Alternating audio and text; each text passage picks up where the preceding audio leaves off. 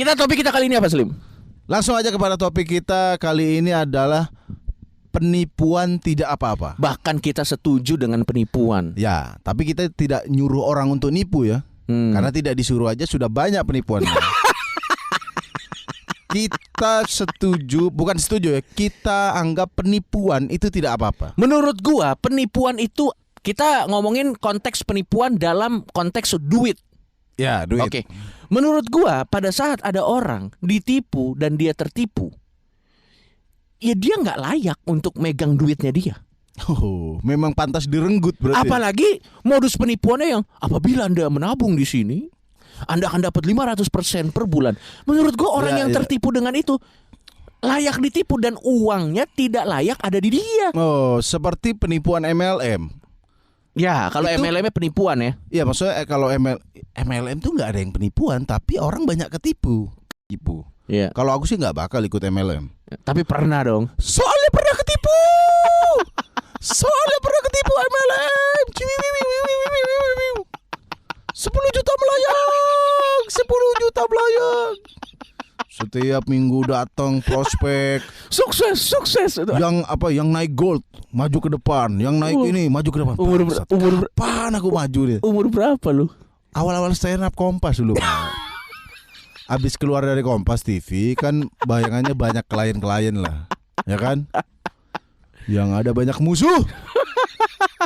Karena memang prospek MLM tuh bikin Manis banget ya. Iya, maksudnya kalau kita meskipun kita jujur, bro. Boleh nggak nih aku ada MLM? Menurut lo kalau penipuan, Ya, yang salah yang ketipu atau yang nipu? Yang ketipu Yang kalau- ketipu kalau kata gue. ya, yang ketipu.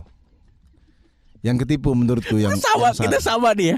Menurut gue yang salah. Ya. Misalnya contoh nih, ditipu oleh seorang yang mengaku-ngaku tanda kutip memiliki kekuatan sihir. Ya. Menurut lo yang salah sih? Ya kayak Sunda Empire, terus siapa ya kasus-kasus Dimas Kanjeng. Iya. Itu nggak salah Dimas Kanjeng sama Sunda Empire ya? Jangan-jangan awalnya Dimas Kanjeng tuh sulap-sulap yang jempol copot gitu, tau gak sih? Jadi Atau yang 2 jari dijadiin satu. yang mana? Ini misah.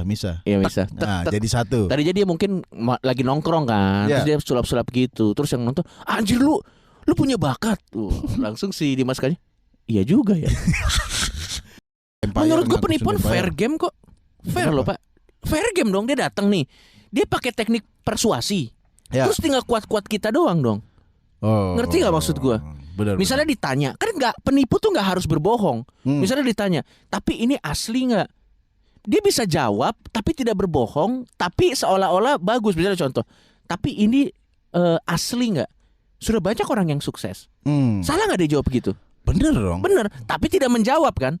Ya tergantung orang yang ngomong aja. Tapi ini dijamin balik nggak? Udah banyak yang sukses gitu. Dijamin balik nggak? Sudah banyak yang Sudah sukses. begitu Dijamin terus balik gak? Ya gitu terus ya. Tapi kan itu teknik persuasi. Ya. Menurut gua penipuan tuh fair game menurut gua. Sama-sama. Kalau ada orang yang ketipu menurut gua ya memang contoh kayak gini. Menurut gua uang akan menemukan tempatnya yang seharusnya. Jadi kalau orang ketipu memang orang yang Memang uang itu bukan tempatnya di dia. Contoh orang kaya baru karena warisan. Ya. Pasti miskin lagi. Tapi kadang kita harus memposisikan diri jadi korban penipuannya. Coba misalnya gimana? Coba kasih skenario. Oke, jadi Kasih waktu skenario. itu aku ada Ini di lu lagi, gue tebak nih lu kan yang tertipu kan? Iya, aku waktu itu. Waktu itu di pasar pagi gitu di Surabaya.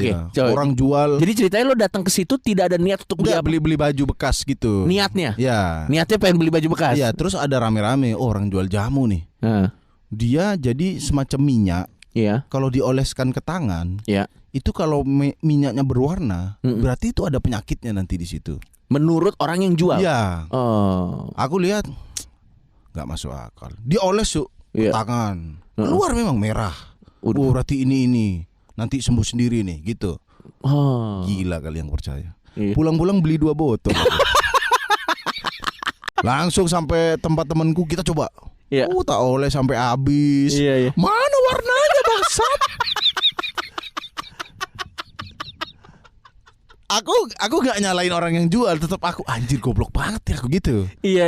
Ketipu. Mungkin lo lagi sehat, katanya kan kalau lagi sakit keluar warna.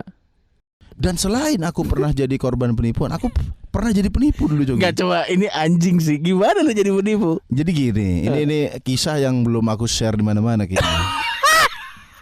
Jadi kan tahun 2009 Iya. itu aku kuliah sastra Inggris Oke. di Surabaya. Dari berbagai macam jurusan kuliah yang lo ambil. Ya, Lo jadi- kan banyak jogres jurusan kuliah. Jadi sebelum masuk D3 keperawatan, aku Iya. tuh dulu kuliah sastra Inggris. Iya. 2008 tuh kuliah sastra Inggris. Iya. 6 bulan berhenti Anjing. di DO, nggak pernah masuk. Iya. Akhirnya kan sisa 6 bulan lagi nih nunggu tahun ajaran baru buat kuliah. Iya. Buat kuliah perawat. 6 bulan nih nganggur, Pak. Iya. Sama orang tua ya udah terserah. Aku bilang aku mau belajar kerja deh. Cari-cari di koran, jawab pos dulu. Ada kerjaan kerja di bidang importir, ekspor import. Kayaknya aku bisa bahasa Inggris. Oke lah kerja di bagian ekspor. Dateng suruh pakai baju hitam putih. Gak tahu gue anjing. Kok ekspor impor pakai baju hitam putih? Nggak apa-apa lah. Belum curiga.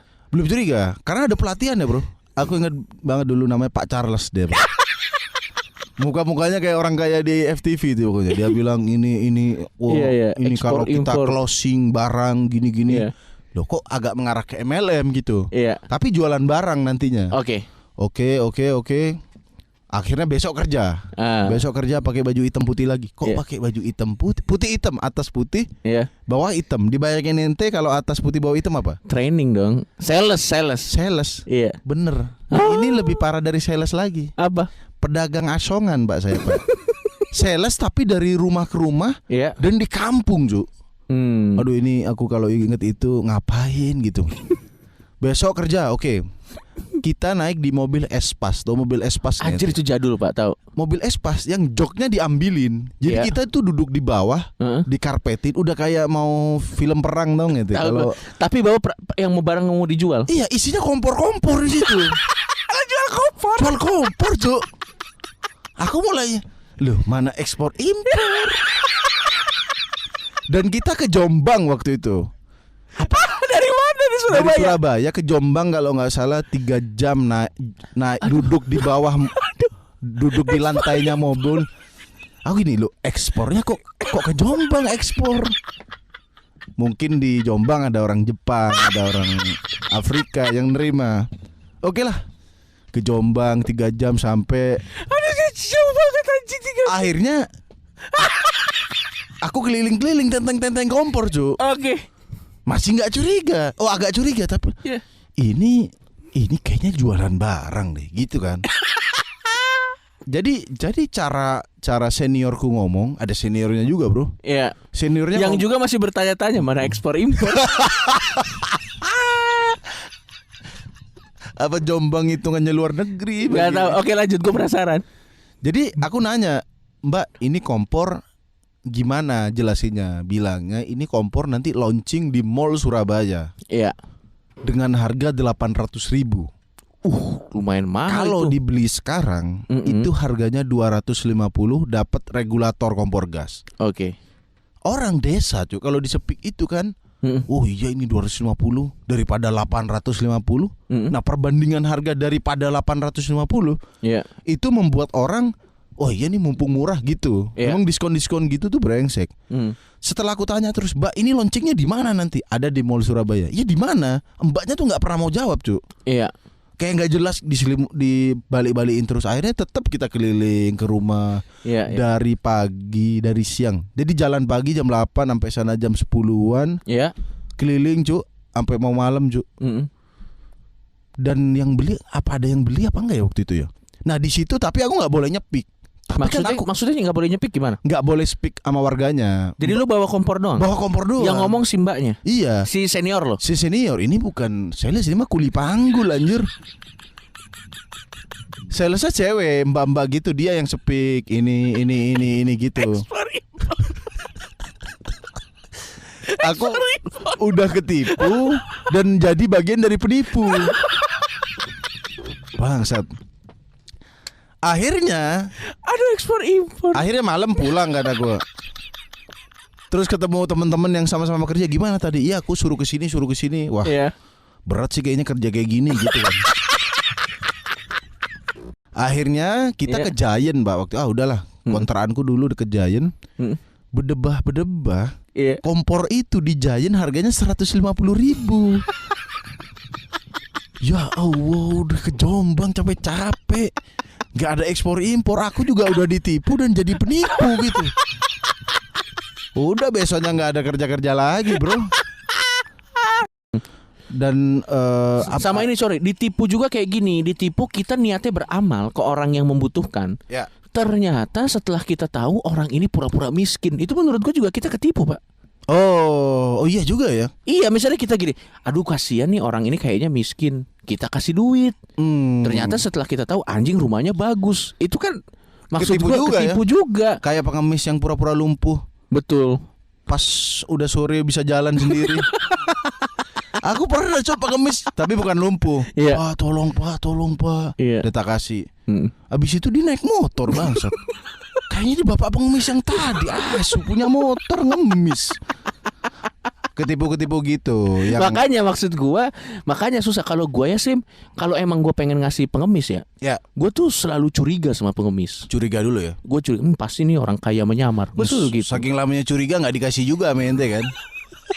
Dan ada juga orang Tapi yang... kalau misalnya lu ngasih duit ke pengemis, ternyata dia kaya, lo minta lagi nggak duitnya? Ya enggak lah. Kalau gue sih, Ya, gue minta tapi sih. aku laporin ini badan pajak. Gue sih gue minta, kita ke rumahnya kita bongkar. Saya ngasih kamu 500.000, saya bongkar kamar mandi kamu.